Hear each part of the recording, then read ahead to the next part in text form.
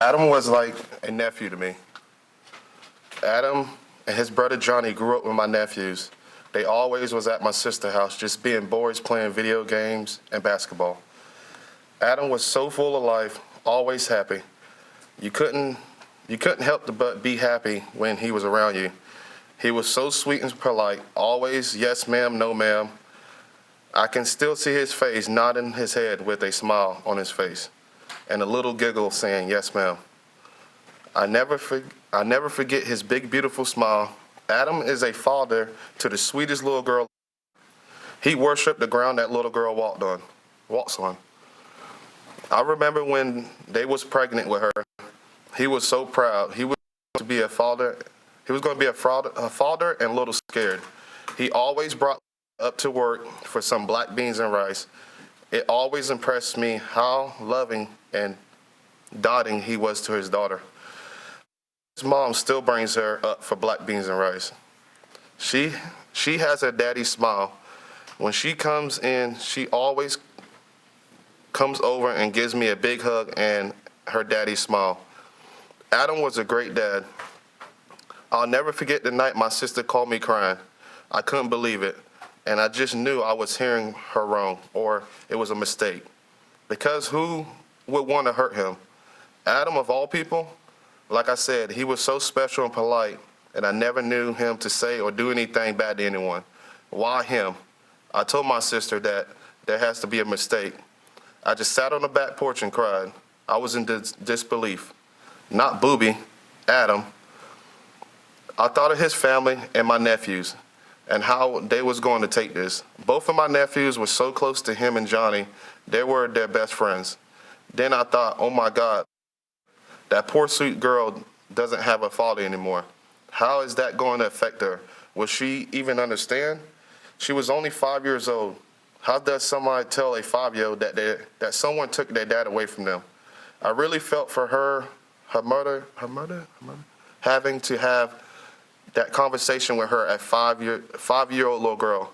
I remember the next time I seen her, she came up to me and said, "My daddy's an angel in heaven, watching over me now." She looked so sad. I told her that's right. He's an angel. Now he's watching over you. I had to go to the kitchen and just cry. I know that Adam's death affected so many people in so many ways. Adam's mother no longer has her son. She had my worst fear happen to her. I will always admire that strength that I'll always admire her. I'll always admire I'll always admire her strength to be able to keep living her life for her children and still be here after losing a child. Thank you very much for listening. All right, let me bring in now Court TV crime and justice reporter Joy Lim-Nakrin, who's been following this case for us, joining us now live from the Polk County Courthouse. Joy, good to see you again. And I want to ask you about what you've observed sitting in the gallery watching this take place. You know, we can see just a limited view of these statements being read, but you can see the jurors, you can see others in the gallery. Tell us what else you've picked up on that maybe our cameras haven't been able to catch. Well, certainly victims' impact statements are always emotional and have an impact on the jury as well. And that certainly seems to be the case here when we're talking about the father of a 5-year-old girl, this little girl being left now without her dad. You know, when we heard from Jonathan Jackson, he talked a lot about that, how this little girl is now fatherless. And we also heard from the grandmother of the victim's daughter talk about how the young girl's personality has changed, how she's become withdrawn and really depressed. And, you know, certainly these 25 victims' impact statements, that's what we're expecting by the time it's all said and done, are making an impact now on the jury, their impressions, the emotional aspect of this case. And Joy, I'm curious, and I know it's hard to know because it may be very well a game time decision for the defense if they want to. call Andre Warner again. It's his decision at the end of the day to testify. And I wondered, are you hearing anything as to which way they might be leaning about putting him back up there again? And what are some of the considerations, too, that go along with that, with his testimony and what the defense ought to be thinking about in presenting more testimony from him?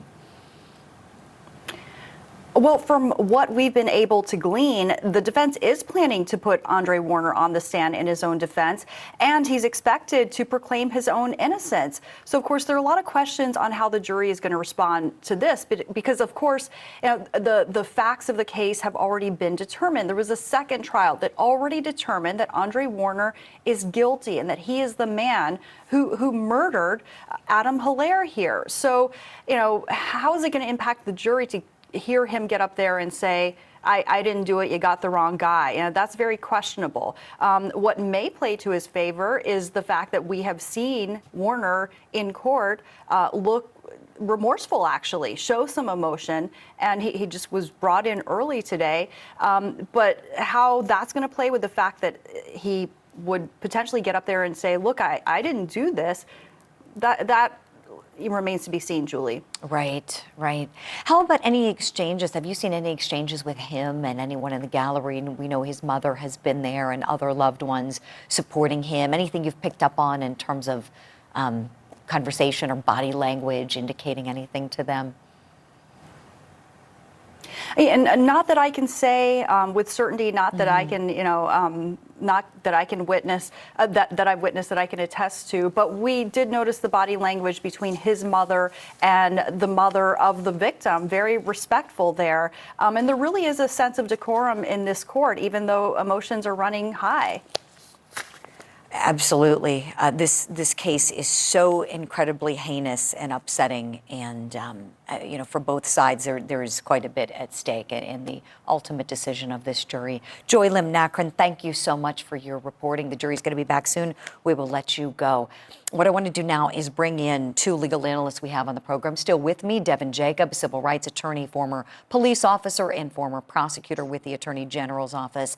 And we have just joining the program, David Fleck, who is also a former prosecuting attorney. Great to have you gentlemen on the program. And David, I want to go to you first, if I can, please, as we're just welcoming you this hour.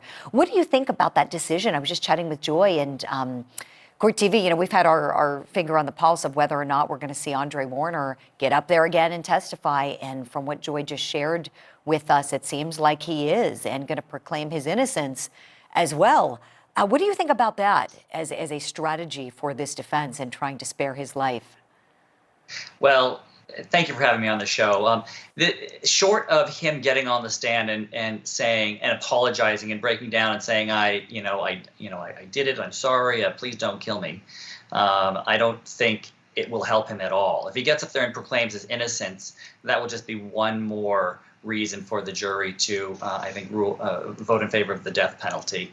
So I think it's a very risky decision for them to put him up there again. Probably the best move for him would be to just keep his mouth closed at this point. Right. I'm with you there, David. I don't know how this can help him, because he was very unhelpful to himself, to his case during the guilt phase. I mean, just really came off as cold and callous and unlikable and unbelievable. So we'll see how this goes. Devin, a similar question to you. Do you think, now knowing this, that he's intent on that and going to get up there and proclaim his innocence, do you think that can help him in any way? Well, I think your other guess is correct. Yeah. That essentially the only thing he can do at this point is beg for forgiveness and beg for his life. And unless he does that, it just doesn't look good. This is a victim who's likable to the jury. This is, somebody who is likable and loved by many people, and that's really come through. This loss here is a significant loss, and the jury's going to remedy it unless he shows at least some remorse, which we haven't seen. You're absolutely right. Let's play a little clip of the daughter of the victim's grandmother. So this would not be Adam Hilarie's mother, but the child's mother's mother. She gave some testimony in the victim impacts portion that began this morning. Let's look back at some of what she shared with the jury now. Hi, my name is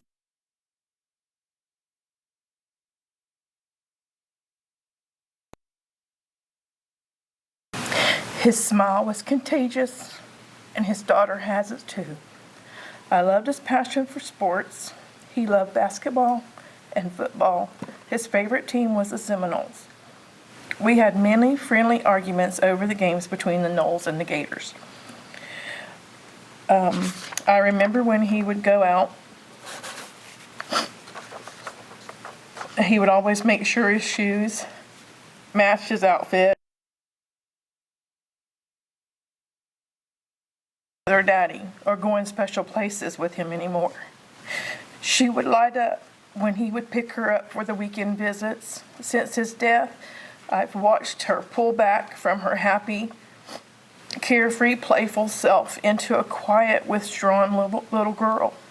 She has an emptiness that can't be filled, no matter how hard she tries. She's my world, and I knew that nothing could bring Adam back, but maybe, I'm sorry, can't see it. Nothing could bring Adam back. That's all I have. All right, quickly before we have to take a break, I want to ask you gentlemen, and you both have experience serving as prosecutors, so this is an important one for you. We know that the state of Florida has to just prove one aggravating factor. Just one is all they need to get the death penalty for Andre Warner. And the one it seems the most heavily focused on is the heinous nature of this crime, how especially heinous it was that Adam Hilarie is on his knees begging for his life, begging, saying, you can take anything you want, just don't kill me. I'm a father, I have a daughter, and yet he still was murdered. Do you think that they have met their burden from what you've seen so far? David, you first, please.